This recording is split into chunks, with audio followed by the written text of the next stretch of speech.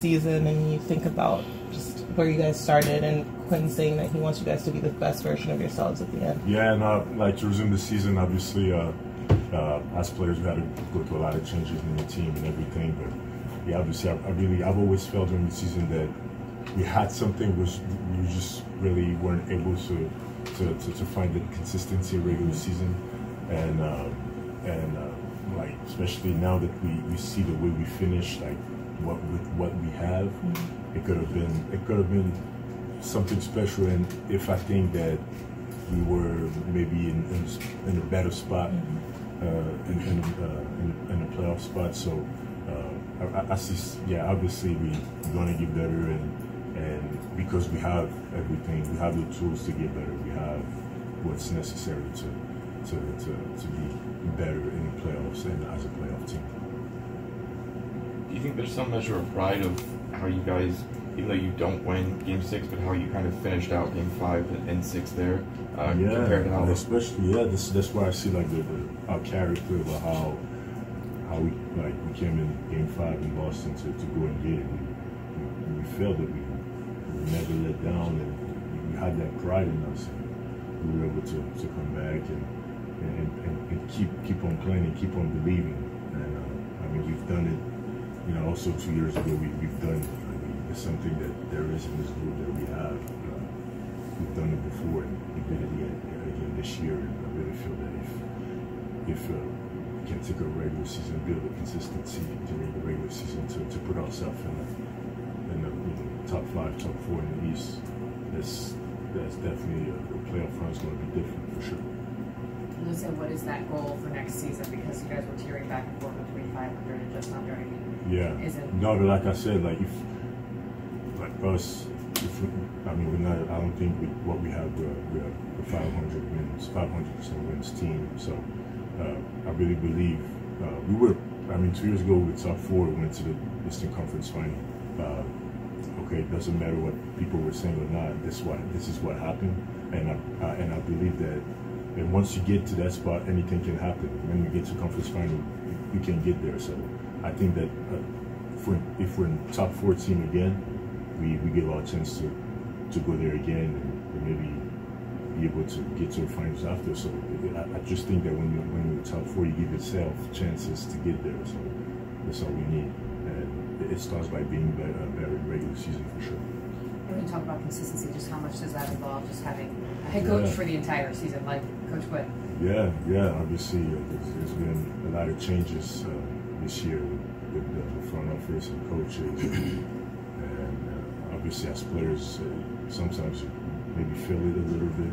Those changes, and I mean, this season we tried to really build that consistency that we weren't able to get.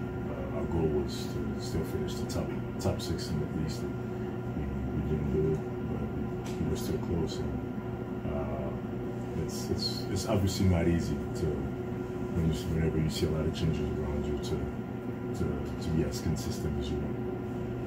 Is it a little emotional? You right now going to your locker thinking like this could be the last time I'm playing with some of these guys in here because it could be changes. No, it's always hard. I feel like for all the guys or any team in the league, whenever in the playoffs you finish your game by your loss, and the next day it's hard. This is hard. Yeah, you see the guys, you know that there's going to be some guys that you're not going to see again in that locker room. So it's always emotional, and that's why I always tell the guys to appreciate all those moments, all those struggles together during the season. And I really feel that we did that. Create moments that we won't forget. In your conversations with like Landry and Quinn, what have they kind of tasked you with working on over the off season? Yeah, I mean, we're gonna have to talk again. We didn't really being that specific. Usually, this stuff is come back and forth during the summer. So it's gonna be a plan to come back and work with the guys, work on my body. To be ready whenever the season starts, because that's when it starts. It starts before it starts. Now that you've had a couple months with Quinn, What's sort of the takeaway? What kind of impact did he make on the locker room and on you, and just how? Yeah, no, really, right away what we felt is how specific he is about details, and I've been to that level of basketball where details really matter. I felt that right away with him. He's the next level coach. Whatever he asks from you, he wants you like. That's the kind of detail that you need whenever you want to be at least an Eastern Conference Final team every year, and give yourself a chance to get there. And we all felt that whenever he came in. So we could feel I could feel how everybody on the team, players, were even more involved and more focused. So that's really what he brought to us.